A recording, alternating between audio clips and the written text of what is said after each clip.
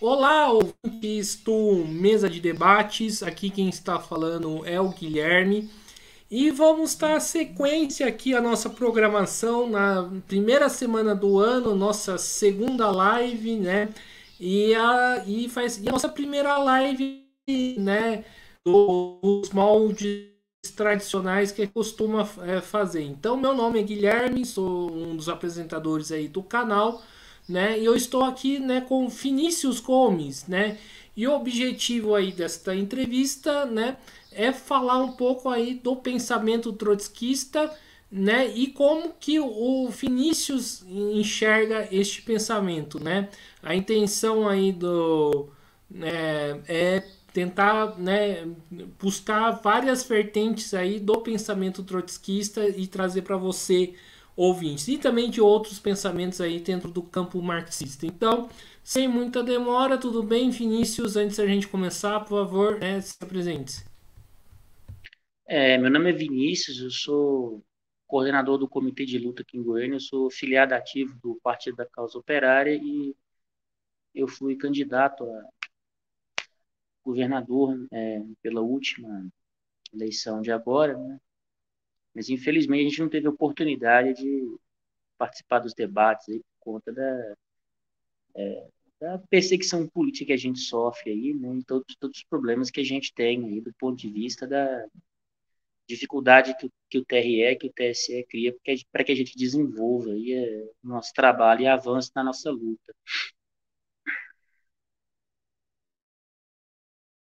Então, maravilha, Vinícius, aí para a primeira pergunta, né, sobre esse debate do trotskismo, né, como que vocês enxergam, né, toda essa polêmica envolvendo primeiramente Trotsky e Stalin, né, e qual que é a importância, né, desta polêmica aí para vocês?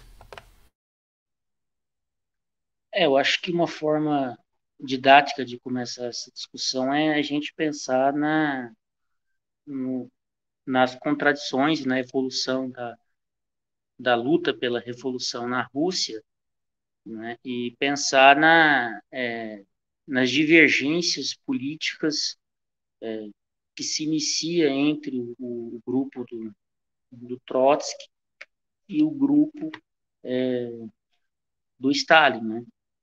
E a nossa referência de estudo é a teoria do estado de transição, a revolução permanente, né?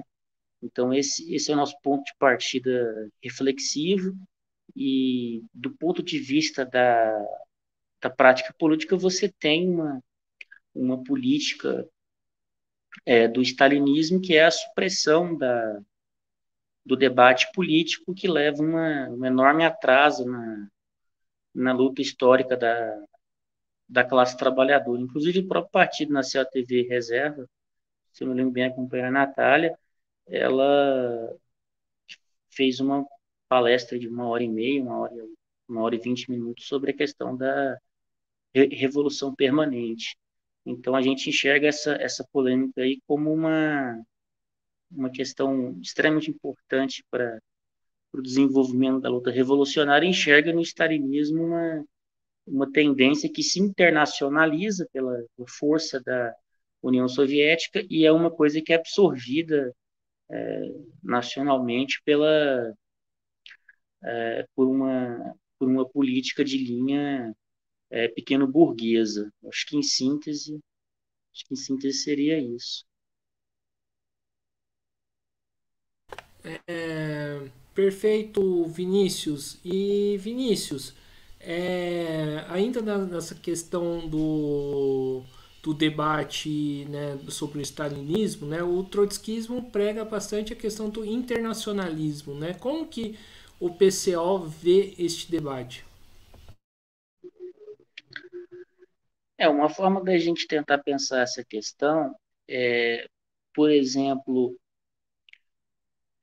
o Stalin ele busca defender uma ideia falsa de que o socialismo poderia ser construído na União Soviética, o que gera um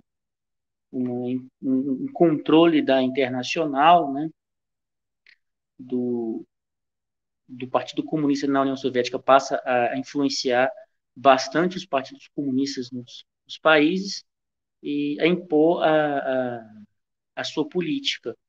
E o problema do internacionalismo, você vê o tamanho do estrago que é a política que a gente chama de stalinismo, né, depois da própria Segunda Guerra Mundial, né, que a própria internacional acaba, existe uma avaliação totalmente equivocada no nosso ponto de vista de que os partidos comunistas estariam suficientemente desenvolvidos para trilharem aí, mais ou menos o próprio caminho. Então você tem um desfecho dos debates sobre a questão da internacional e aí daí vem o esforço de Trotsky, do Leon Trotsky de fundar a Quarta Internacional, né, a partir daí.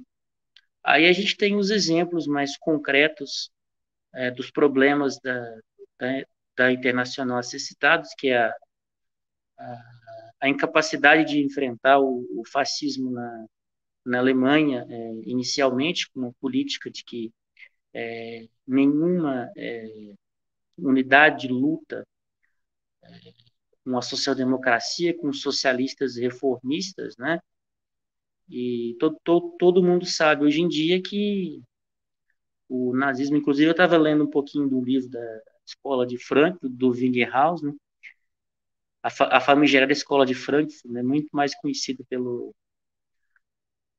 através do Olavo de Carvalho do que através de popularização de estudos, né?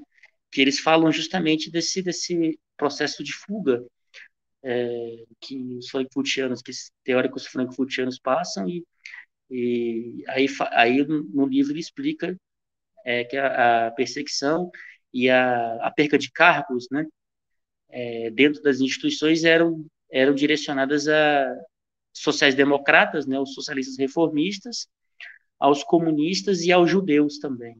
Então, acho que esse é um bom exemplo dessa mediocridade política internacional, na medida em que está ali se consolidando no poder, né, e através de uma política burocrática onde os ganhos são sempre priorizados a favor é, dessa mesma desse mesmo setor da sociedade, né, que é a burocracia soviética. Então, isso tem um impacto muito negativo e o exemplo mais concreto é esse, não foi criada uma frente antifascista na Alemanha, né? E no final das contas, tanto os socialistas quanto os comunistas foram todos parar, né, nos campos de concentração, né? E os comunistas foram os primeiros.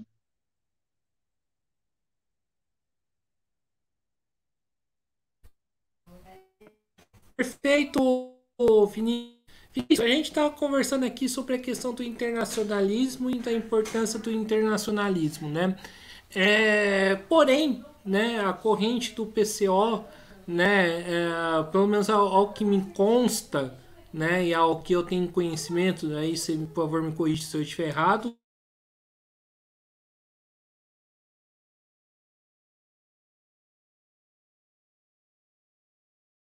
não está ligado.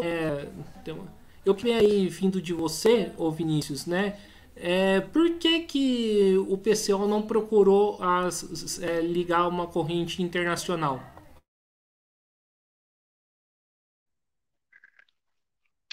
Eu vejo que a dificuldade apresentada pela direção do partido pela própria crise histórica da Internacional e as nossas divergências sobre a sua construção.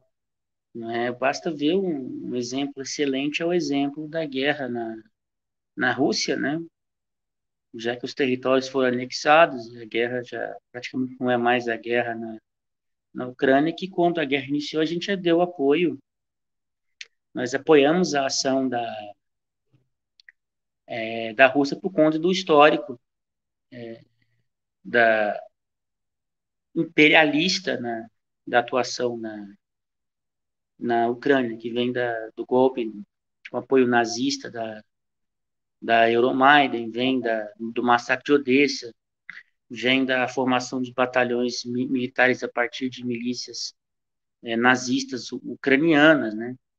E vem dos problemas inerentes à expansão da OTAN. Então, o partido, desde o início da operação, a gente escolheu a política, de apoiar a ação russa, né? Apoiar a luta nacional em detrimento da agressão contra o imperialismo. E, pelo menos assim, nas discussões que o partido promove, isso é uma coisa bastante consensual, que entre a agressão imperialista e uma resistência nacional, mesmo que seja burguesa, a gente enxerga esse elemento, obviamente que não é uma coisa que vai evoluir para uma situação revolucionária, mas que pode criar uma situação mais positiva, a gente enxerga uma forma de anti-imperialismo relevante, né? A questão do Talibã também é outra questão que a gente considera importante, né? Porque os Estados Unidos perderam uma guerra de 20 anos no Afeganistão. Os Estados Unidos não conseguiram nem tirar as tropas deles, que o exército que eles ficaram 20 anos armando simplesmente se rendeu, né? Então, na nossa avaliação, a vitória do Talibã é uma derrota do imperialismo, né? E a gente enxerga isso de maneira positiva, mesmo que, evidentemente, que os talibãs eles têm uma visão profundamente atrasada da vida política, o que bombardeado ideologicamente pela mídia e continuará sendo, né? Inclusive foi um dos motivos de invasão, como, por exemplo, a questão do direito das mulheres, né? A gente enxerga que o fim da guerra foi uma coisa muito positiva, e se o Talibã não tivesse vencido, teria uma situação de carniça ali permanente, né? Teria aquilo que os teóricos, os intelectuais norte-americanos cunharam o termo de guerra sem fim, né? Então, para eles, isso aí é normal para os povos atrasados, né? Então, eles levam as guerras sem fim para o mundo, e a vitória do Talibã, ela encerrou essa coisa maldita que o imperialismo leva para o mundo, né?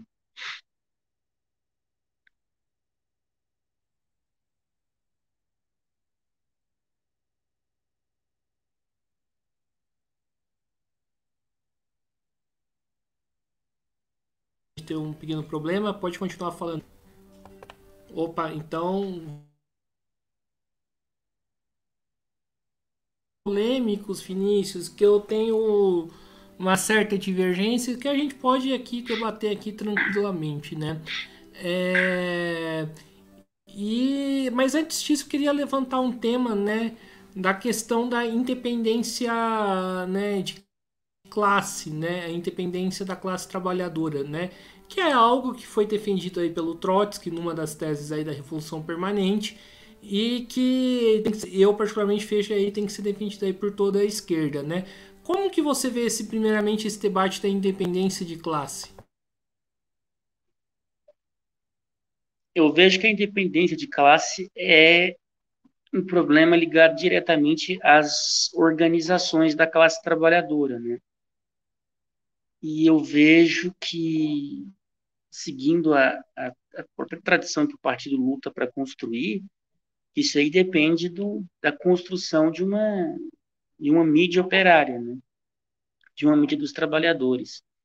E a gente percebe claramente o quanto que o meio de comunicação atualmente dentro das redes sociais ele tem um poder de criar uma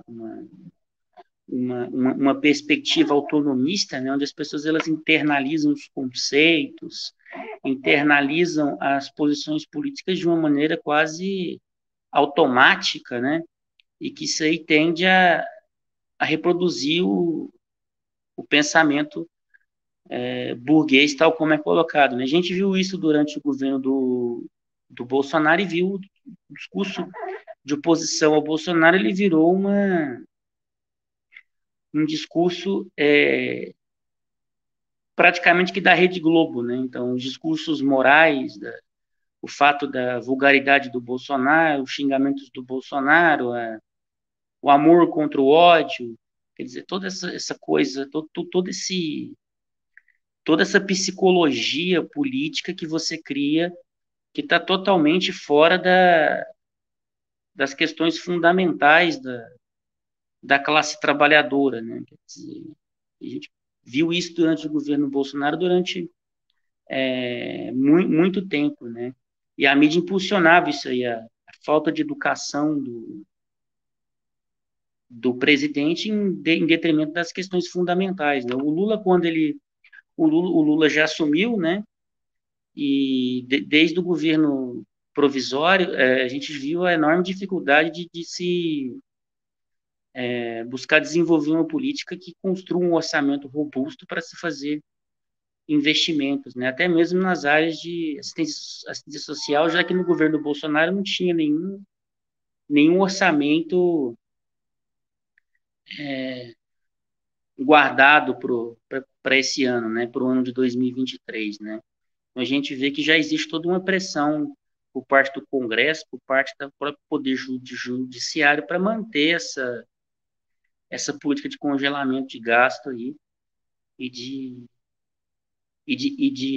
cortes, que é uma coisa que a gente precisa, evidentemente, que enfrentar, né? Então, eu vejo que esse ponto aí é muito importante. Eu vejo que a independência de classe passa por uma comunicação independente também, e essa independência aí vem da construção do jornal operário que a- apresente e reivindique, né, toda a estrutura comunicativa que fortaleça os aspectos classistas, né, dentro dessa consideração, né? Então, eu vejo que esse aqui é o coração do próprio partido, né? E da luta operária, a gente conseguir construir esses meios, porque a gente simplesmente não sabe, né? Por exemplo, no Mato Grosso do Sul, o PCO lançou um candidato índio, né, que ele é Guarani Kaiowá, e durante a candidatura dele teve um indígena, uma liderança indígena que foi assassinada, né? E umas 3 semanas atrás teve o caso de uma liderança espiritual e política, uma senhora de idade que também foi assassinada, né? Então a gente precisa passar essas informações para as pessoas. Aqui mesmo em Goiânia, a gente acompanhou uma ocupação na antiga estação ferroviária e teve um despejo totalmente ilegal lá, feito por parte da prefeitura. Os tratores passaram por cima de 30 barracos ali, né? E se não fosse o nosso trabalho, dos companheiros do Despejo Zero, né? Como eu fui lá fazer a campanha eleitoral, a gente ficou sabendo dessas informações e nós fomos atrás, né? E a gente recolheu as informações ali e a gente conseguiu, pelo menos, fazer com que as pessoas tomassem ciência do ocorrido ali, junto com os companheiros da militância aqui em Goiânia. Então, eu vejo que é muito importante a gente fortalecer a nossa comunicação e a nossa mídia independente. Aqui no nosso estado, a gente tem um problema particular que chama-se Ronaldo Caiado, né? O Ronaldo Caiado, ele conseguiu aí, de uma forma ou de outra, ele conseguiu alinhar a mídia à política dele, e o excesso de elogios aí, a condição de bom gestor é o que garante a popularidade dele em Goiás, né? Quer dizer, ninguém fala da lambança que foi a administração da companhia energética, da Enel, dessa nova empresa que entrou aí, que a gente não, que trabalha no ramo de energia também, mas que trabalha em outros ramos, né? Que ele empurrou com a barriga essa gestão aí feita pelo governo Marconi Perillo, e que só levou ao aumento da tarifa energética, levou a fechamento de agências de atendimento, levou à precarização das relações de trabalho, né? Então, Então, a gente precisa fortalecer o nosso meio de comunicação para que a gente possa ter mais consciência e clareza da nossa luta, né? E ter meios de fazer a nossa propaganda para mobilizar o trabalhador. E a posição do PCO é que é preciso defender o governo Lula e contra os ataques dos golpistas, contra a política do imperialismo, porque o Lula não é o querido do imperialismo. O Bolsonaro era bastante favorável, por exemplo, bem mais favorável, porque o Lula é uma pessoa que ele já se posicionou, né, já como na época de campanha, que é contra as privatizações da Petrobras, dos Correios, né, do BNDES. Isso aí não é o projeto do imperialismo. O projeto do imperialismo é vender, né, e liquidar uma série de empresas, né, como o próprio BNDES, que teve o orçamento destruído nos últimos aí 6 anos, né, uma redução orçamentária muito grande, que é um capital, é um desenvolvimento, obviamente que do capitalismo, é um desenvolvimento dentro do regime, mas é algo que evidentemente tem um aspecto de progresso para a sociedade, né? Gera emprego, você constrói, né? Você tem importância no desenvolvimento da sociedade como um todo, né?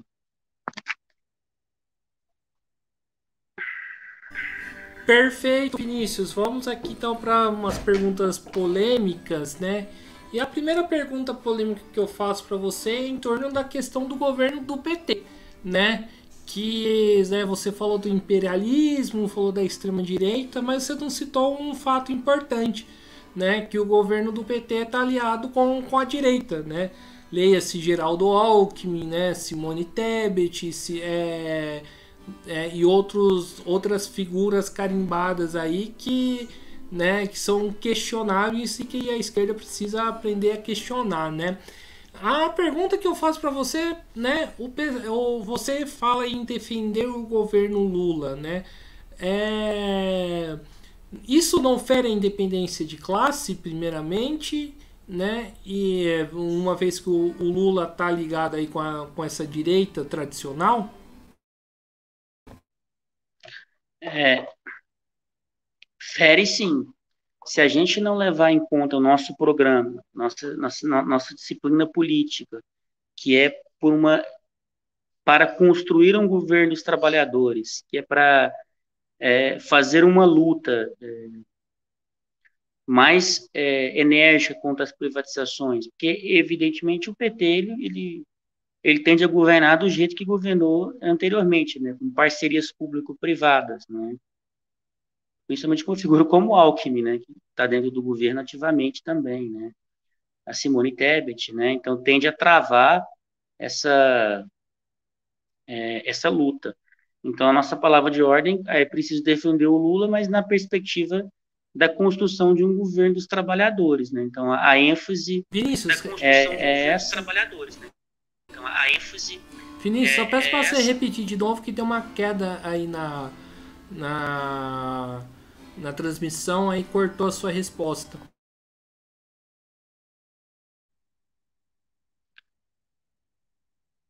É o seguinte, realmente fere a questão da independência de classe se nós não temos clareza da nossa reivindicação programática.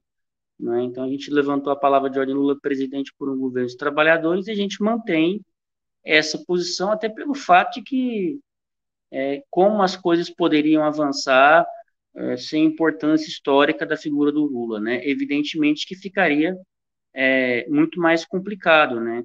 E o golpe continua fazendo uma sombra, né, dentro do governo do Lula, e, evidentemente, a gente não é tão ingênuo para defender a tese de que é preciso virar a folha do golpe, né? Parece que a esquerda já virou essa folha aí, já virou milhares e mais milhares de folhas do golpe já. né? Então parece uma coisa muito distante, né? Que a gente não concorda com isso. E também não concorda que o golpe é uma coisa que vai ser necessariamente dado por patriotas, né? Pode ser justamente desenvolvido, né, e colocado em prática pelo sistema judiciário, como foi a Operação Lava Jato. Ele pode sair do próprio Congresso, como foi o impeachment da Dilma, né? Então a gente enxerga a coisa por esse lado. Como eu disse anteriormente, entre os ataques do imperialismo e a sobrevivência dos regimes nacionais, por mais que esses aspectos sejam muito limitados a favor da classe trabalhadora, a gente entende do ponto de vista internacional que é preciso defender esses governos, mas dentro da conjuntura, né? Até porque o PCO não é um partido que negocia cargos, né?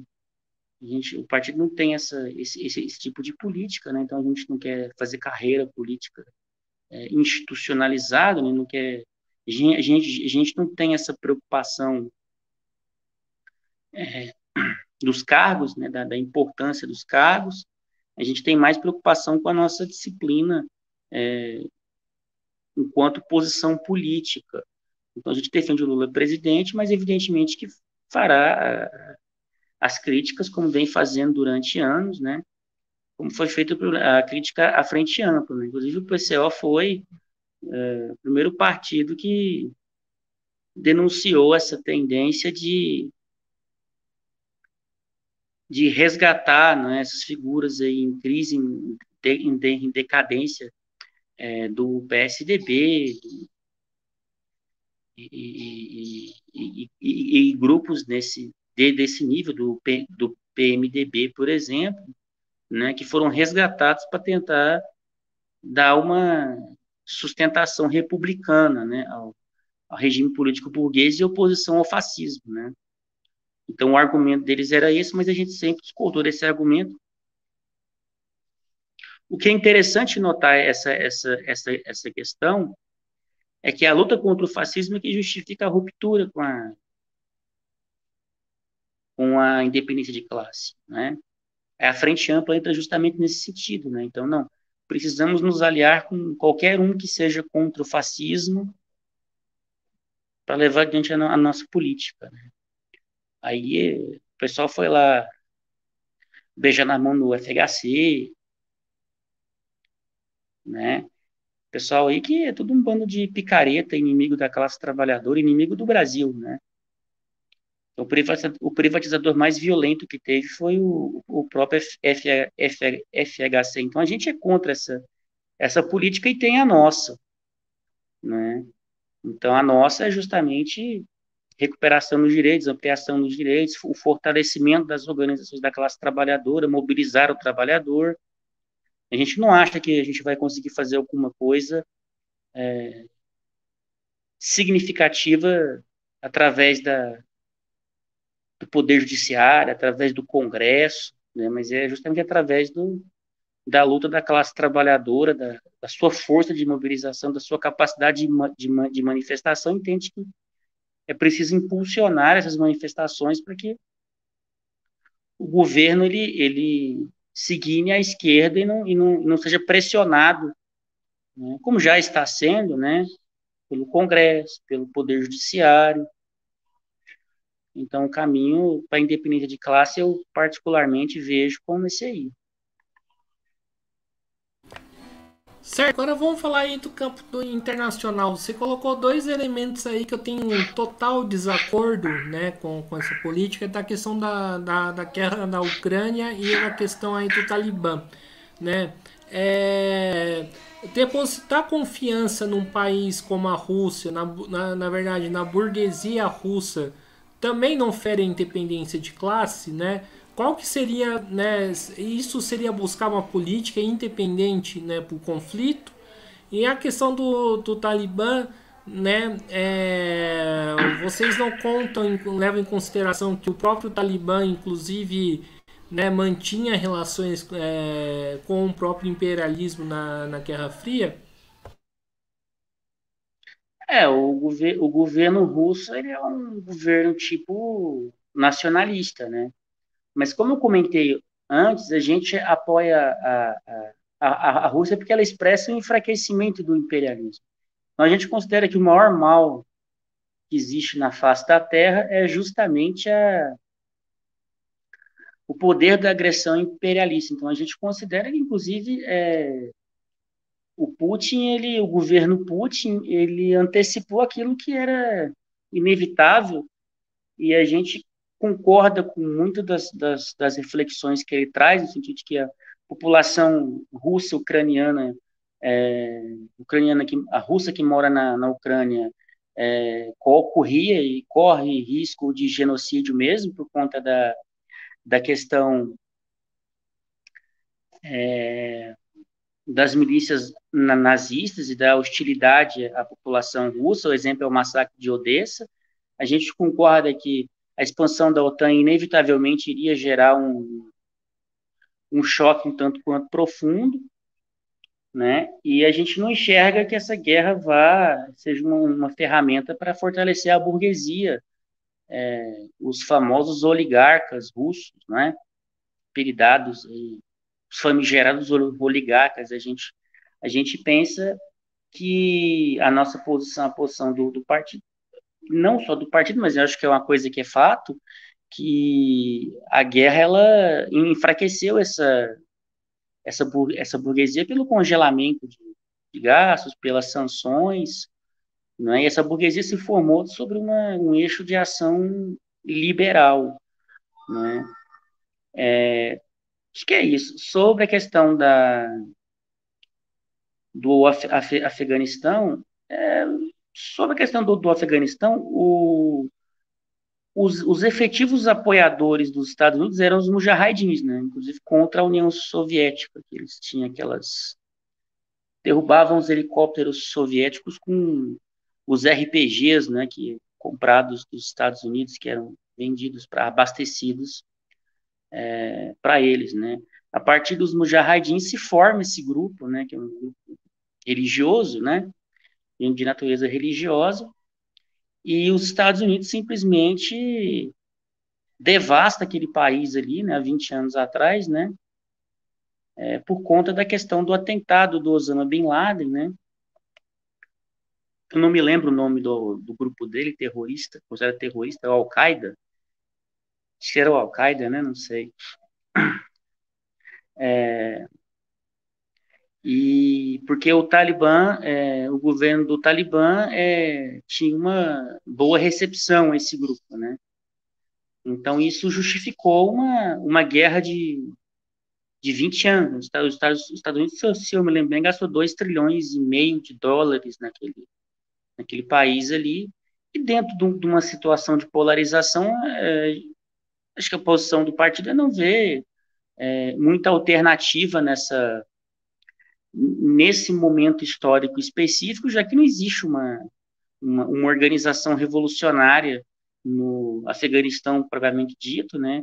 E a principal força política é o Talibã. Inclusive, eu vejo com muita clareza que, como o exército o exército republicano que os Estados Unidos armou simplesmente se rendeu, quer dizer, a gente parte do pressuposto de que a República, a grande República norte-americana não tinha popularidade nenhuma lá dentro, né? Então tem essa questão, né? E como eu disse antes, né? Assim, a gente entende, tudo depende da conjuntura, do momento, né? Da factualidade, mas nós não vemos, né? No Afeganistão nada que poderia ter acontecido de melhor que não fosse a vitória do Talibã, como eu já disse, os Estados Unidos, o que eles queriam era uma guerra sem fim, né? Eles queriam recuar os seus soldados, porque o custo humano é muito grande, o custo financeiro muito grande de sustentar essa guerra, queriam que os próprios afegãos eles se matassem lá entre eles, né? O exército da República, que caiu antes dos soldados saírem do Afeganistão para ver o regime fantoche que eles criaram durante as 2 décadas aí, não é? E eu acho que esse é um ponto central da discussão, e a gente entende que o Talibã tem tem uma maior legitimidade popular com todos os problemas que possam apresentar, né? Porque o Talibã é um movimento político que é rotulado de fundamentalista, né? É fundamentalista religioso, é um movimento, a gente poderia dizer assim, do século de 500 anos atrás, por assim dizer, né? É uma coisa muito atrasada do ponto de vista político, mas contra o imperialismo a gente enxerga que foi uma vitória em relação aos povos oprimidos, né? É, tá, vamos aí seguir nosso debate, né? Vamos aí para a próxima pergunta, né? Falar um pouco das chamadas liberdades democráticas, né? Da qual Trotsky, né, fazer uma ampla defesa, né? Como que vocês veem esse debate aí das liberdades democráticas, né? E qual que é a prioridade disso aí para o PCO? É, a gente enxerga a liberdade democrática como um direito fundamental, né? A gente acha que a censura é um grande perigo, porque isso tende a cair contra a própria esquerda, né? E isso é baseado na leitura que o Trotsky faz se eu me lembro bem, agora na Alemanha na década de 20, né? Porque o que fizeram como forma de controlar. Na Itália também aconteceu isso, né? Na Itália, o que se buscou foi controlar, e na Alemanha, se controlar o fascismo pelas vias legais, através da justiça. Então, tanto os socialistas na Itália quanto os sociais-democratas na Alemanha, eles fizeram assim todo um esforço para buscar um acordo republicano que na prática retirava uma série de direitos democráticos dos próprios fascistas, mas que na prática isso aí se voltou contra a própria classe trabalhadora, né? Então, os socialistas na Itália queriam que a polícia ajudasse a reprimir as ações dos fascistas, mas na prática a polícia ela era condescendente, a justiça também, com as ações dos próprios fascistas, né? Então, na Alemanha, o Hitler, se não me engano, ele foi condenado a 4 ou 5 anos de prisão, ele ficou só 10 meses preso. Foi uma pessoa extremamente protegida, né? Ele foi proibido de falar em público quando ele saiu da prisão dele, mas ele teve todo o tempo do mundo para fazer suas viagens clandestinas, para conversar com a burguesia alemã e fazer as suas articulações políticas aí, né? Então a gente entende que as liberdades democráticas devem ser asseguradas para todos, né? E não só para mim, né? Não só para o meu grupo político. Isso se fez muito claro no Brasil nas prisões do Roberto Jefferson, do Daniel Silveira, né, que eles foram acusados de atacarem o Estado Democrático de Direito, as instituições democráticas, mas até lá, né, até lá eles só tinham postado vídeos nas redes sociais e a pessoa foi presa por causa disso, né? Então é uma coisa muito desproporcional e evidentemente isso tende a ter um caráter muito negativo do ponto de vista político, né? Eu andei lendo um artigo no Popular, um artigo antigo de um sujeito que disse que fez uma gravação no Instagram dizendo que era agente penitenciário e ia pegar o Bolsonaro, queria perder a eleição. Aí ele foi preso por conta disso, né? Então você não vai lá exigir que o post seja retirado, que o vídeo seja retirado, você vai lá e prende a pessoa, né? Censura a pessoa. Teve muitos casos no Brasil nesse sentido aí de censura, né? Teve o caso do Mário Souza, o jogador de vôlei, que falou do negócio aquela coisa conservadora maluca, da temática bissexual do Superman, aquela coisa toda lá, né? Tem que ter muito cuidado com isso aí, porque isso aí vai destruir a família, não sei o quê. Aí a Fiat e a Gerdau resolveram pressionar para tirar o rapaz lá, o conservador, né? Muito preocupado com a família, de tirar o emprego dele que ele tinha lá como jogador de vôlei, né? E a esquerda aplaudiu isso aí, né? Então a gente enxerga isso aí como uma coisa muito. Aí ele ganhou mais de 1 milhão de seguidores depois. Eu acho que ele foi até eleito, esse rapaz, o Maurício Souza, não sei. Eu creio que ele foi eleito aí. Acabou que funcionou como uma propaganda positiva para ele, né? Eu estou sendo censurado, né? Então a gente acha que a liberdade de expressão é uma coisa que não tem que ser regulada ou controlada, né? Até porque do ponto de vista prático, o trabalhador quando perde a paciência, ele vai xingar todo mundo e vai usar um xingamento de muito baixo calão, né? Se a gente for prender todo mundo aí fica muito difícil, né? Então eu vejo muito pelo lado prático a questão, né? Que o trabalhador revoltado, ele vai nas redes sociais aí vai xingar, atacar todo mundo, né? E quem tem ódio é o trabalhador, né? Assim, quem tem um ódio de verdade é o povo, né? O povo pobre que tem ódio, né? Não é esse discurso conservador em si que conjura as forças do ódio, né?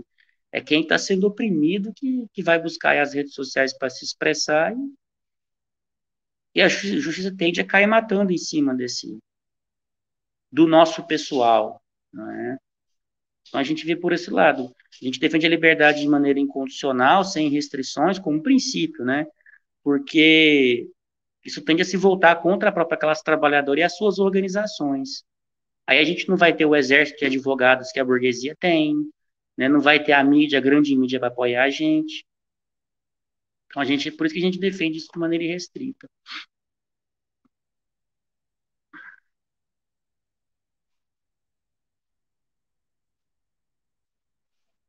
E fica pronto.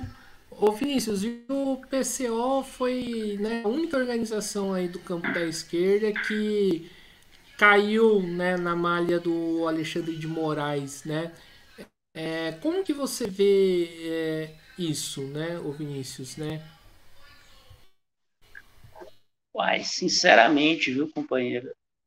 Era o seguinte, a gente estava se preparando para fazer a história é o seguinte, a gente estava um bom tempo aí vendendo rifa para confeccionar os materiais para a campanha de Lula presidente, né? Acho que se sei lá pelo mês de junho, se eu me lembro bem, né? Fazer os adesivos, fazer a faixa, fazer o cartaz, etc e tal. E a gente chegou no sul de São Paulo, a gente chegou a fazer uma reunião com mais de 40 pessoas para construir um comitê lá, né? Para impulsionar essa luta. Então eu vejo que isso aí foi uma forma de quebrar o partido, já que o partido é uma ala radical e de esquerda que apoia o Lula presidente, né? Eu particularmente interpretei dessa forma aí. Eu acho que é a visão mais correta do que foi feito, né? E como mandaram bloquear nossas redes sociais, acabou que enfraqueceu nossa campanha eleitoral, a campanha dos próprios candidatos do partido. O partido lançou aí quase 20 candidatos a governador, né? E ao mesmo tempo que a, a nossa a nossa apresentação é Lula presidente por um governo dos trabalhadores, né? Acho que isso aí faz parte da manobra para enfraquecer uma tendência classista, uma maior tendência classista dentro do governo do Lula e tentar fortalecer uma frente ampla, né? A política da frente ampla, né? Quer dizer, então eu vejo que foi um movimento para tentar enfraquece o PCO e a Rede Globo impulsiona a Simone Tebet para lá, né? Eu, pelo menos, eu tive essa clara interpretação sobre o que aconteceu, né? Aí ele mandou bloquear, assim, 15 anos de trabalho no YouTube, assim. Assim, foi um dos maiores casos de censura da história do país em termos de conteúdo censurado, praticamente, né? Se você for ver, sei lá, a censura do Pasquim, dos jornais na época da ditadura, a gente tem uma quantidade de volume de conteúdo enorme, né? Diz respeito ao bloqueio. E até agora o processo está aí e o processo não anda, né? É isso que eu ia perguntar, a que pé está o processo, né, mais especificamente, né? A que pé que está essa situação, ô Vinícius? Ele tá paralisado, ele não avança, nem no sentido se vai manter e também não tem esclarecimentos sobre, maiores esclarecimentos sobre aonde estariam os ataques terríveis que o partido fez às instituições democráticas. Deve ser a tese Perfeito. marxista, né? Deve ser a tese marxista. Pode continuar. Aí você entra naqueles conceitos fundamentais do marxismo, que a democracia não é uma democracia verdadeira, que efetivamente não existe uma democracia, que existe uma ditadura da, da burguesia, né, que o poder econômico determina a maioria do Congresso, o poder econômico determina a estrutura do poder judiciário, né? Então, quer dizer, porque você pode criar esse tipo de argumento à vontade, né? Até em relação à questão das milícias, você pode falar que a milícia, se o PCO tem uma fala, um programa que defende direito de autodefesa, o que inclui a noção de milícias também, isso pode ser dito como uma coisa anticonstitucional, né, antidemocrática, atenta contra os direitos democráticos, etc. e tal. Mas o Bolsonaro era apoiador de milícias, né? Quer dizer, o Bolsonaro fez carreira política dele defendendo abertamente as milícias, né? Então, isso aí é um argumento que ele vai tirar da cabeça ali da cartola para tentar. Eu acho que o processo não avança pela fragilidade dos argumentos também, né? Nesse sentido. Não, o que vocês falaram, sendo que você não está sendo julgado por aquilo que você fez, você está sendo julgado por aquilo que você falou, né? Então, você bloqueia. O PCO tinha um canal com mais de 110 mil inscritos, né? Que tinha uma participação de 1 milhão de pessoas. 1 milhão de pessoas, não, 1 milhão de views, né? As mesmas pessoas assistem os programas também, né? E a gente montou um canal reserva para fazer a substituição e estamos trabalhando nele agora, né? Então é isso. E as pessoas perguntam para mim, não, mas qual que foi o motivo? Não, o motivo na cabeça do Alexandre de Moraes, nós atentamos contra o Estado Democrático de Direito, dentro da cabeça dele, né? Aí entra o mundo da interpretação jurídica, né? Certo, vamos falar de um outro tema mais polêmico, da questão da luta no combate contra as opressões, né?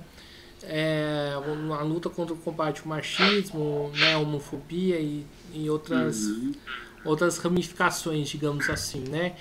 Eu vejo, né, que a esquerda, né, nesse tema não parece que não entender o marxismo da maneira, né, mais exata, né? Uns, né, se adaptam ao identitarismo e outros negam, né, a luta contra as opressões que tá na literatura marxista, né, esse tema, né?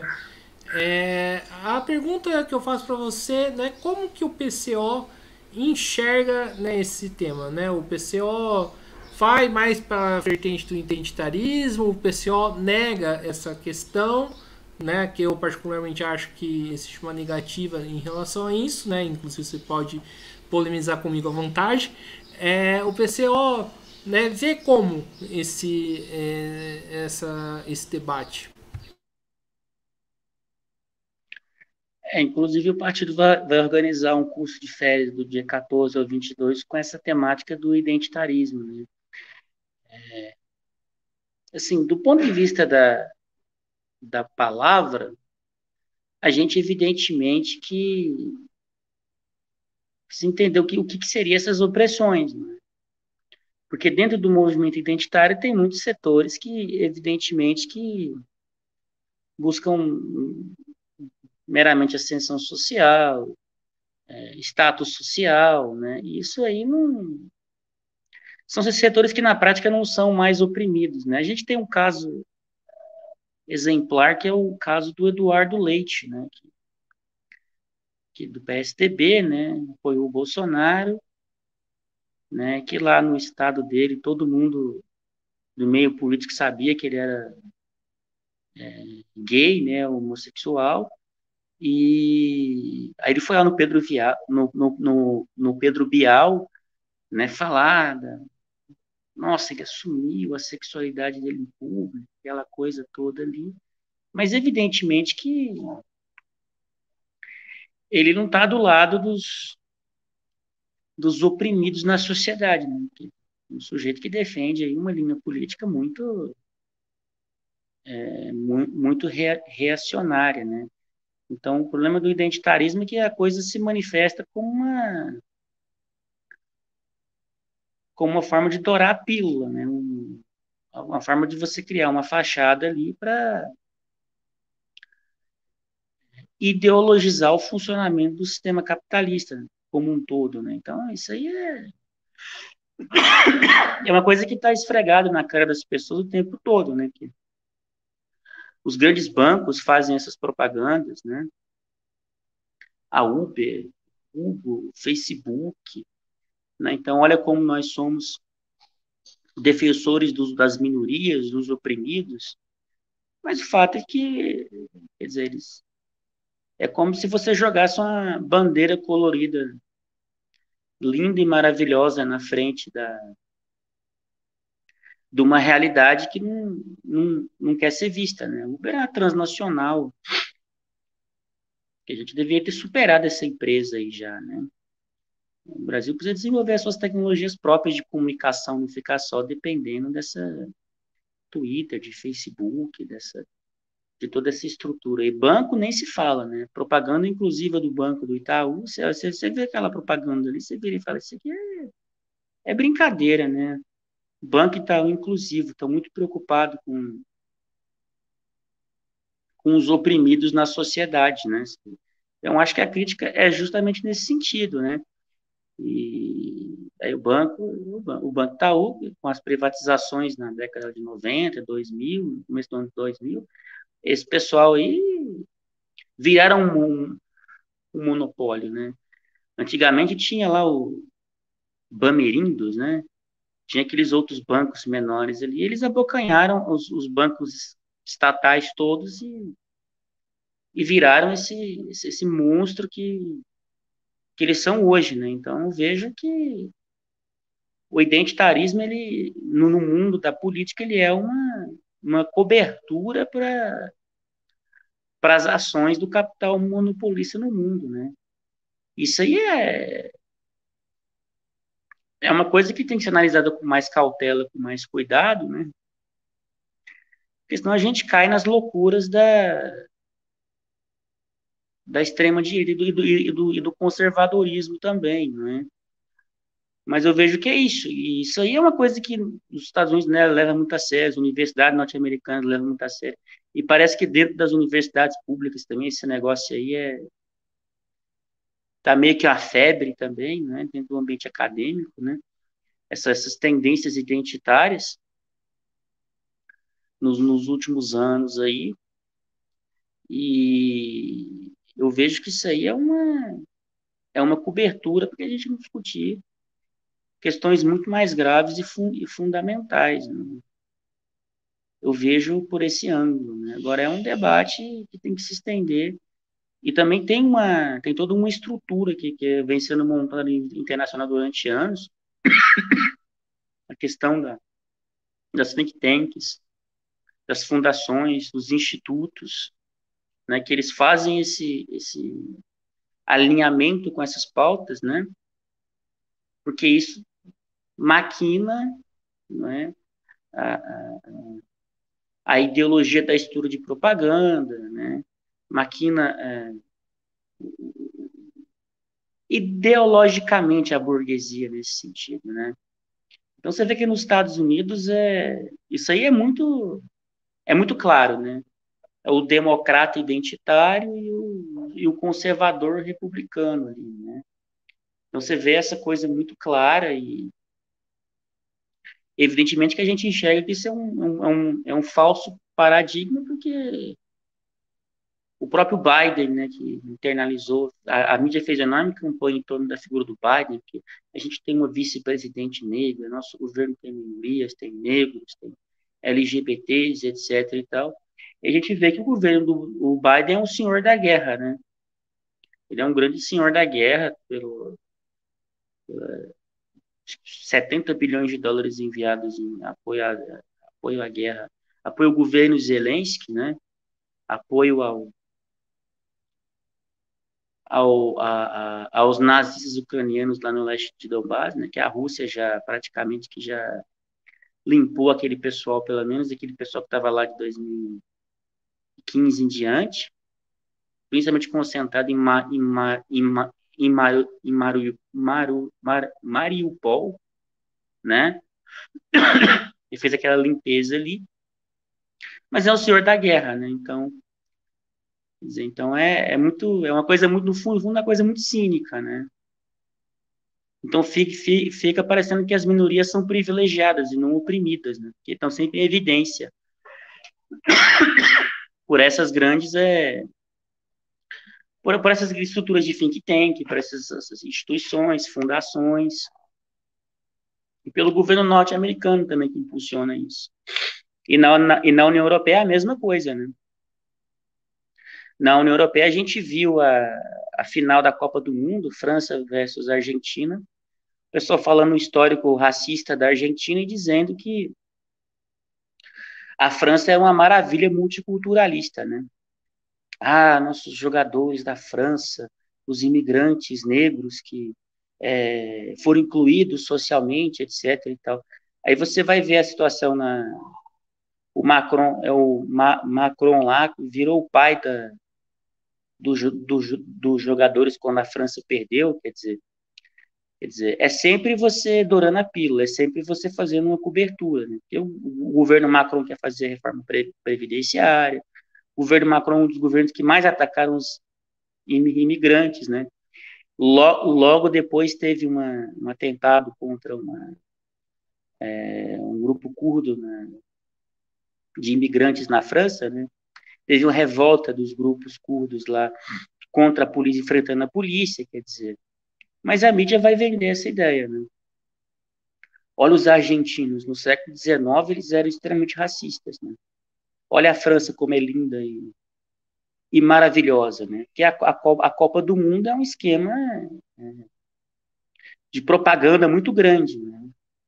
Quem assistiu aquela final da Copa do Mundo ficava escutando o pessoal elogiando a maravilhosa França e a sua política inclusiva, mas na prática é plano de austeridade, inclusive que vem da própria União Europeia, né? Vem do alinhamento político da União Europeia e também está ligado ao fato que a imigração as condições de vida dos imigrantes na França é muito precária, né? Então é sempre essa coisa o identitarismo do ponto de vista político ele tem uma função muito sólida em termos de cobertura, né? Acho que seria isso. Então, muito bem, meus amigos, vamos aqui uma entrevista do Mesa de Debates. Quero aqui primeiramente agradecer a participação do Vinícius Gomes, né, que começou esse debate sobre trotskismo, né, que o Mesa de Debates pretende organizar, né? Vamos chamar outras vertentes aqui para conversar também, né? De partidos e intelectuais, como a gente já vem fazendo já há algum tempo, né? Convida aí o pessoal, né? A dar uma pesquisada aí no histórico, né, do canal. Tem entrevistas com o Cogiola, tem entrevistas com o Erson do POR, né, e outras pessoas aí do meio trotskista, né? E a gente vai pretende se expandir esse debate para outras vertentes também. Então acho que é isso aí, pessoal. Muito obrigado aí a todos e passa a bola aí pro Vinícius fazer suas considerações finais. É, muito obrigado pelo convite aí. Esse ano se inicia aí o pessoal vai fazer a sua universidade de férias, inclusive debatendo o tema do identitarismo, que tende a ser uma crescente do ponto de vista ideológico, né? A gente convida todos que assistirem a participarem do nosso acampamento, né? Que vai ser em São Paulo. E agradeço também ao Guilherme, mesa de debates, pelo convite. É sempre bom estar conhecendo aí os espaços de discussão para que a gente possa ver aí as diversas posições políticas para que a gente possa levar as posições do Partido da Causa Operária, né, e fazer as nossas ponderações dentro da nossa capacidade, né, intelectual, né, porque o companheiro Rui é uma pessoa muito mais experiente em termos de análise e de estudo, mas dentro da nossa capacidade a gente contribui com o debate aí. Mais uma vez, agradecer ao companheiro Guilherme, mesa de debates, pelo convite.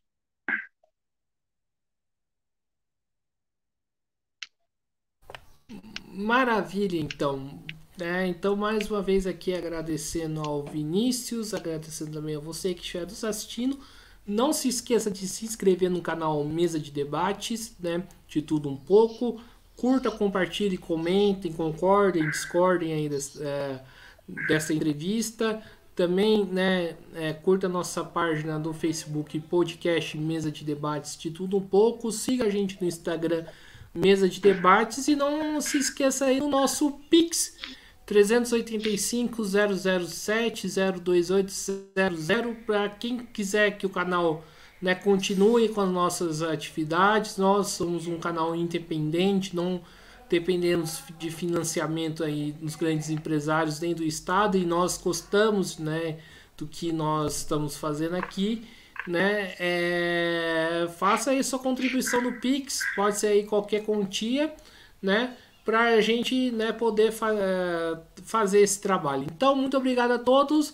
Daqui a pouco, né, às 20 horas, vai ter curso de formação marxista do Mesa de Debates, né, com o professor Amarildo Vieira, né? Então quem puder assistir, fique aí com a gente que mais tarde voltarei.